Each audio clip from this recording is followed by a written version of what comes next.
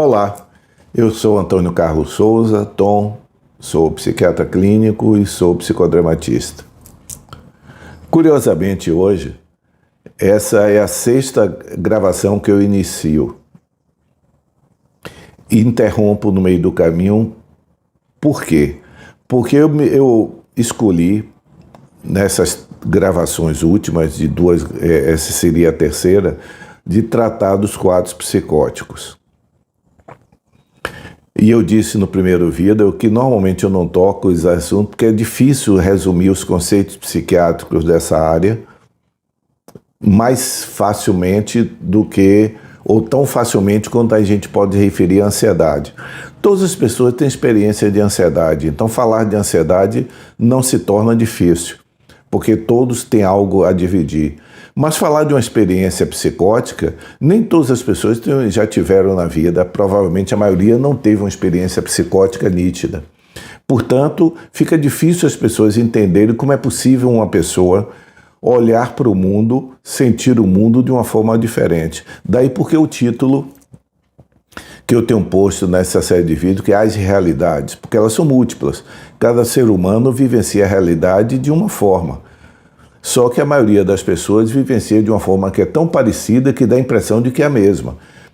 E algumas pessoas vivenciam de uma forma tão diferente que se tornam diferentes da maioria, que é aquilo que nós chamamos de juízo de realidade, né? A capacidade de afirmar sobre a realidade. Mas por que eu interrompi tanto? Essa já é a sétima gravação que eu iniciei. Porque eu começo a falar e termino me enrolando pela quantidade de vieses que nós podemos falar em psiquiatria. Seria mais fácil para o psiquiatra se ele fizesse afirmações bem dogmáticas.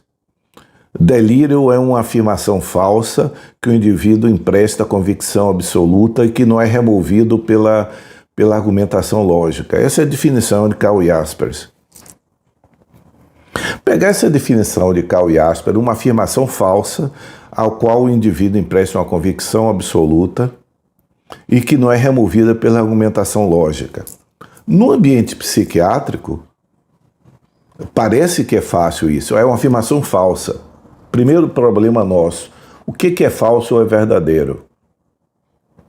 As coisas que são muito discrepantes do nosso juízo de realidade, é muito mais fácil uma pessoa dizer que a origem dela é de Saturno, do interior de Saturno, parece tão discrepante da realidade possível que se trata de uma ideia bizarra, portanto um delírio. Mas será que é tão simples assim nós afirmarmos o que é falso e o que é verdadeiro? Por exemplo, antes da ocorrência da internet, era muito comum, na década de 60, 70, ainda era muito comum pessoas se referirem, quando os satélites foram lançados em 57, o Sputnik, o primeiro, as pessoas se referirem a delírios de influência externa, ou seja, uma crença de que estão sendo governados por raios de um satélite governando a vida dele. Então as pessoas dizerem que eu estou sendo escutado, espionado em casa, tem um aparelho que está espionando. A nossa realidade de desenvolvimento tecnológico é tão grande que quanto mais conhecimento nós temos, fica mais difícil nós julgarmos o que é falso e o que é verdadeiro. Aliás, o conhecimento leva necessariamente à dúvida. Provavelmente, quanto menos uma pessoa conhece, mais certeza ela terá. Qualquer profissional sabe disso. De que entre o leigo e o profissional, a diferença é que o leigo é cheio de certeza, o profissional é cheio de dúvida. Então, quando nós vemos uma pessoa com muita certeza sobre alguma coisa, provavelmente tem pouco conhecimento. Porque o conhecimento ele se multiplica. Nós não detemos a capacidade de conhecer nosso universo todo. Então, um físico teórico, ele sempre se refere a possibilidades. Ele está sempre em mutação. Ele não é uma crença. Você pegar um físico, um Stephen Hawking da vida, qualquer um desses grandes físicos, provavelmente eles têm muito mais dúvidas sobre as coisas do que certeza. muito mais fácil nós encontrarmos certeza entre pessoas que têm um grau de conhecimento nulo sobre alguma coisa, porque o mundo fica branco e preto, fica um mundo maniqueísta. A falta de conhecimento faz o mundo maniqueísta. Quanto mais conhecimento nós temos sobre um assunto, mais dúvida nós temos sobre esse assunto. Quanto mais nos influenciamos em alguma coisa, mais dúvida teremos. Então, como várias vezes eu já disse aqui, perguntar a 100 pessoas não da área psi o que é uma pessoa doida, provavelmente elas vão dizer com a maior facilidade o que é aquele velho estereótipo, bate na mãe, rasga dinheiro e come merda. Mas se você perguntar a um psiquiatra o que é uma pessoa louca,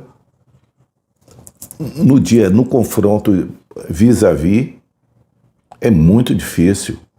É muito difícil você ver um psiquiatra ou alguém da área psi afirmar categoricamente alguma coisa dessa área. Exige tempo e nunca temos certeza absoluta disso. A não ser que são coisas tão estapafúrdias que passam a ser. Mas na medida em que nós entramos mais no conhecimento psiquiátrico, nós começamos a ver de como não é fácil traduzir o mundo interno de uma pessoa para a nossa inteligibilidade, para a nossa compreensão. E vocês escutam várias vezes eu dizer aqui compreensão e entendimento. Entender alguma coisa é encontrar o mecanismo de como ela funciona. Eu entendo como um carro funciona. Eu posso aprender a entender como um carro funciona. Compreender é uma vivência interna. É eu me colocar, entre aspas, é como é que o carro se sentiria sendo movido. Na experiência humana, nós podemos, a medicina como um todo, ela procura entender o funcionamento dos órgãos. Por que o indivíduo infarta? Por que um trombo se desenvolve? Por que o indivíduo fez uma embolia? Por que ele teve uma hemorragia? Existe um raciocínio que nós chamamos de fisiopatológico para explicar o nexo, a causalidade daquilo, o mecanismo daquilo. Isso é entender. Então a medicina entende a doença. A psiquiatria, como lida com o mundo interno que nós não temos acesso direito, além de entender o funcionamento, nós necessitamos de compreender. O prefixo com, em latim, significa junto com, aprender junto com o outro. Significa esse esforço que o psiquiatra precisa fazer para que, junto com o paciente, penetrar no mundo dele e ter uma noção mínima de como ele se sente. Ou seja, a experiência interna dele nós pudermos traduzir para a nossa experiência. Isso só pode ser feito se nós fizermos esse movimento de penetração no outro, né? Que é a palavra empatia, originalmente, significa sentir de dentro. Isso é empatia. Mas que os fenomenólogos, os filósofos da fenomenologia, os fenomenologistas da psiquiatria, é um mecanismo para que nós exerçamos essa capacidade possível de nos colocarmos no lugar do outro, sem os nossos preconceitos ou com o mínimo de preconceito, para que nós possamos entender do ponto de vista dele como as coisas se comportam. Então, um paciente que nos diz que eu estou vendo ele sozinho dialogando com alguém, e eu pergunto o que está acontecendo.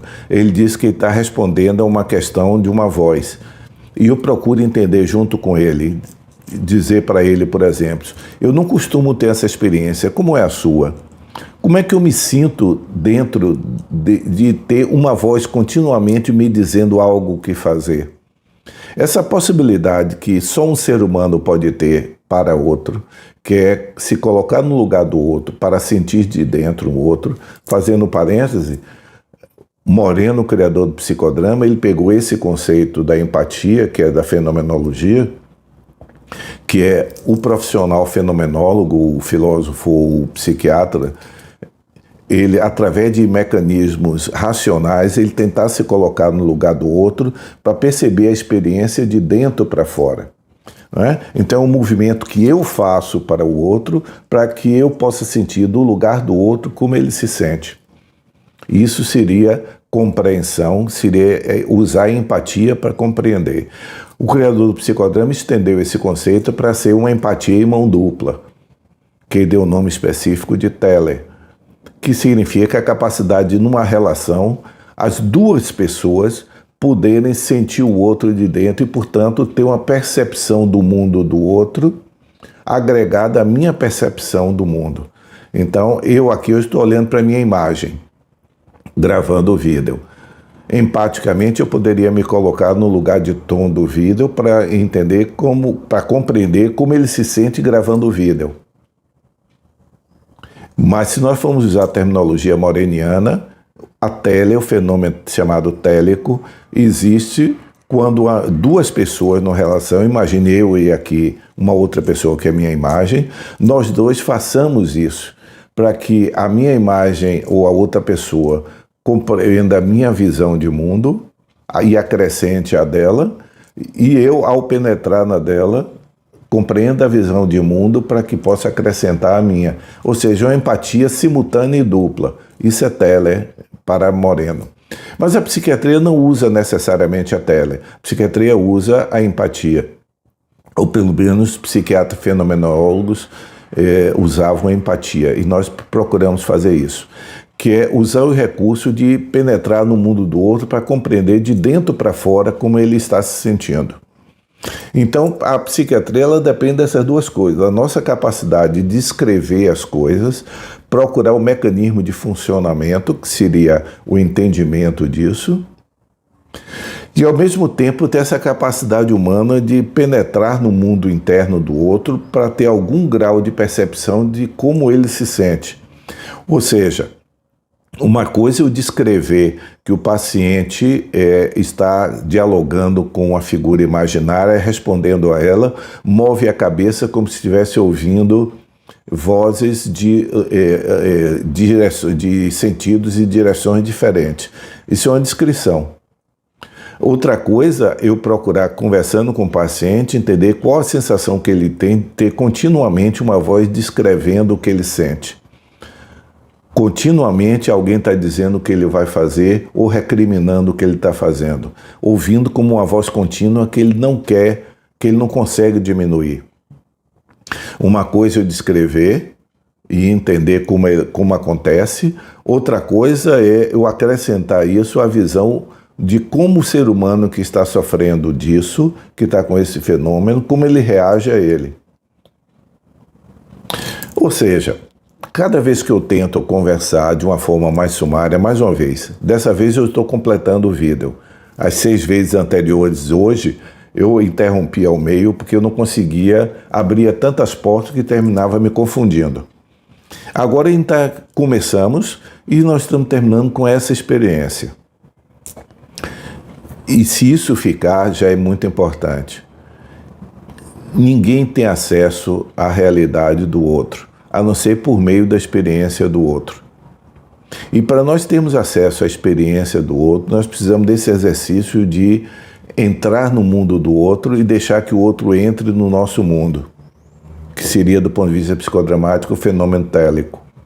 Ao fazer isso, nós podemos acrescentar à mera descrição mecânica do mundo uma descrição existencial de como a pessoa se sente.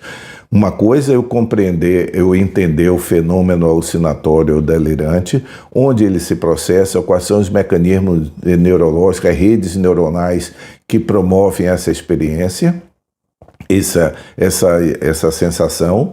Outra coisa é eu poder descrever o paciente que tem essa experiência, como ele se sente ao ter a experiência, que uso ele faz dessa experiência, como ele sofre com essa experiência, qual é verdadeiramente o sentido de uma pessoa que tem um quadro alucinatório ou uma crença delirante.